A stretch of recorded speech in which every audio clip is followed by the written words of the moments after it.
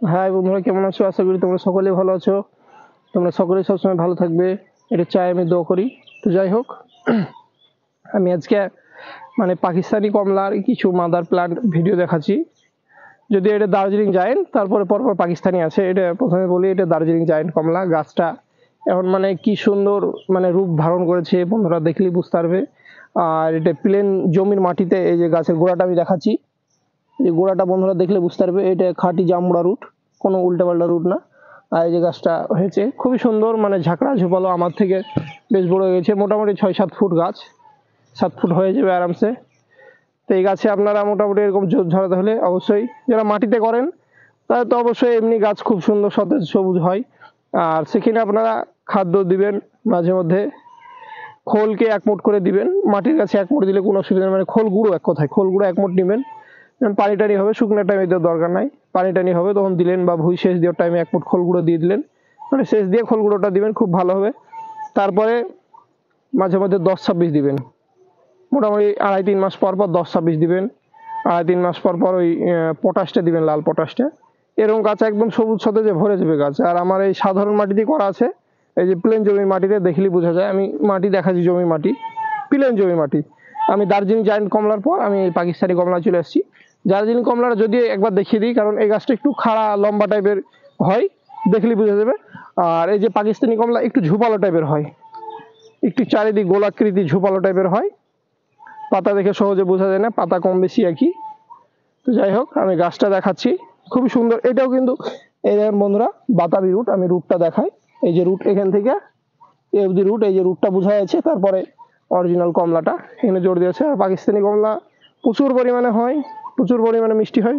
যদি আমার কাছে আসেনি, এবার হয়তো 2025-এর ফেব্রুয়ারিতে ফলের আমি আশা করছি, কারণ ফল আসবে।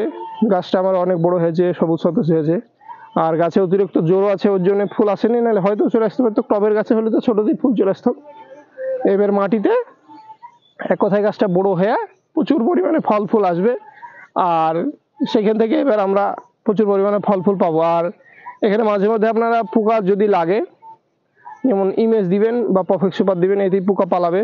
আপনার যদিও এই বীজ দুটো হাতে না থাকে, তাহলে সেই জায়গায় আপনি সবজিতে দেওয়া বীজ, আপনার পাশে যে কোনো ফার্টিলাইজার দোকানে বা বিষের দোকানে যে কোনো সবজিতে দিয়ে বিষ আপনি দিবেন, এরকম গাছ সবুজ সতেজ থাকবে। আর আমরা যে আশ্চর্য গাছে কিছু দিই তাও না, সব গাছেই একই, ওই মোটামুটি কম বেশি একই যত্ন করি।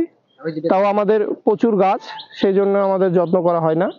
তাও মোটামুটি এই যে এখন এমনি চাষ করা হয়েছে ভুঁইটা, জমিটা, কারণ ঘাস বের হয়েছিল। এখানে আপনারা ট্রেক্টর যদি না ঢুকে, এরকম আপনার জমিতে লাগালে ছোট হ্যান্ড ট্রেক্টরের মাধ্যমে চাষ করতে পারেন। অবশ্যই এরকম জমিতে আমি একটা বলে রাখি বন্ধুরা, খেয়াল রাখবেন, খারাপ মনে করবেন না। গাছের গোড়াটা মোটামুটি যতদিন পারবেন দাউলি দিয়ে ঘাসটাকে নিড়িয়ে তুলে নেবেন, তারপরে এরকম চাষ দিবেন। ভুল করে ঘাস পড়া বিষ বা পচা বিষ বা পোড়া বিষ এগুলা কিন্তু লেবুর জমিতে ইউজ করবেন না। তাহলে গাছের প্রচণ্ড পরিমাণে শিকড়ের ক্ষতি হয়, তখন লেবু হয়, লেবু প্রচণ্ড পরিমাণে ঝরে যায়। কোথায় গাছ দুর্বল কিন্তু খেয়ে যায়, প্রচণ্ড পরিমাণে দুর্বল খেয়ে যায়। হয়তো আপনি বুঝতে পারবেন না, গাছে মাটিতে ঘাস বের হয়েছে বলে আপনি দেখা যাচ্ছে যে ঘাস মরা বিষ পুরো জমিতে স্প্রে করে দিয়েছেন, কিন্তু ঘাস মরা বিষটা দিতে দিতে এক কথা দেখা যায় জমিটার এমনি তো খুবই ক্ষতি হয়, তারপরে গাছপালার শিকড়ে প্রচণ্ড পরিমাণে ক্ষতি হয়। গাছটার প্রচণ্ড পরিমাণে ক্ষতি হয়, যখন ফল টল হয় তখন ফল দাঁড়াবে না। এক কথায় গাছটা আস্তে আস্তে দুর্বল খেয়ে তখন মারা পর্যন্ত যাবে। আর অবশ্যই আপনারা ঘাস মরা বিষ বা পোড়া বিষটা ইউজ করবেন না সবসময়। ওই দেখা যাচ্ছে খুবই যদি হয় মারাত্মক, আপনি ঘাস দিতে পারেননি, ঘাস লিয়াতে পারেননি 1-2 বছর, বা আপনি কিছু হয়েছে একটা, তখন হয়তো দিলেন, কিছু করলেন, এটা আলাদা ব্যাপার। নাহলে সবসময় ঘাস ঘাস পোড়া বা মরা বীজ দিবেন না। জমিকে এরকম সবসময় চাষ করে রাখবেন, সবুজ সতেজ হয়ে থাকবে, গাছ ভালো থাকবে, গাছের কোনো ক্ষতি হবে না। তো যাই হোক, এরপর আমি আর একটা যাচ্ছি। এখানেও কিন্তু আমি পাকিস্তানি কমলার গাছ দেখাচ্ছি। এই যে একই শেপ, সুন্দরের গাছ, সুন্দর ঝোপালো গাছ, দেখতেই মজা লাগছে। আর গাছগুলা গঠন আলাদা, এক কথায় মাটিতে লাগালে গাছের খুব সুন্দর গঠন হয়, আর গাছের কোয়ালিটিটা দারুণ হয়।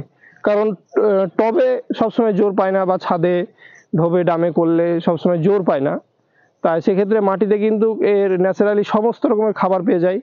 আর টবে তো ওর সীমাবদ্ধতা, তাই টবে সবসময় গাছ ভালো হতে চায় না। কিন্তু যদিও সব জায়গায় সব সময় সবারই তো মানে নিচে জায়গা পাওয়া সম্ভব না, যে টাউনে বাড়ি তারা কিন্তু কি করবে, কিন্তু ছাদ ছাড়া উপায় নাই, ছাদে করবেন। আর ছাদে করলে একটু কষ্টকর ব্যাপার হয়, যেমনি পানি টানি দেওয়া গেলা সব কিছু মেনটেন করতে হয় প্রতিদিনকার প্রতিদিন। আর মাটিতে লাগিয়ে দিলে আপনার লাগানোর টাইমে কিছুদিন খাটনি হয়, তারপরে আস্তে আস্তে মাটির যখন শিকড়টা ধরে নেয় তখন আর অত খাটনি হয় না, কারণ ও অটোমেটিকই মাটি থেকে জল শোষণ করে, খাবার দাবার সবই শোষণ করে।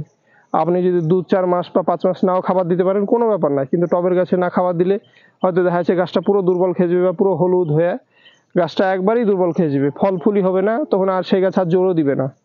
তাই টবের গাছ একটু যত্ন পরিচর্যা করবেন, খেয়াল রাখবেন। আমি এরপর আবার এখানে দেখাচ্ছি, এখানেও পাকিস্তানি কমলা আছে।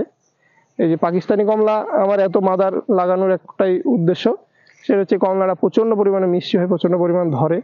আর এর মাদার গাছ করতে হয় আমাদের নার্সারি ক্ষেত্রে, কারণ এই চারাটা প্রচণ্ড পরিমাণে মানুষ নেয়। এক কথায় পাকিস্তানি কমলা জাতটা খুব সুন্দর। তো যাই হোক, আপনারা এইভাবে গাছ করবেন। আর অবশ্যই জমিতে মানে ঘাস মারা বিষ দিবেন না, এমনি করে রাখবেন, সবসময় এরকম চাষ দিয়ে রাখবেন।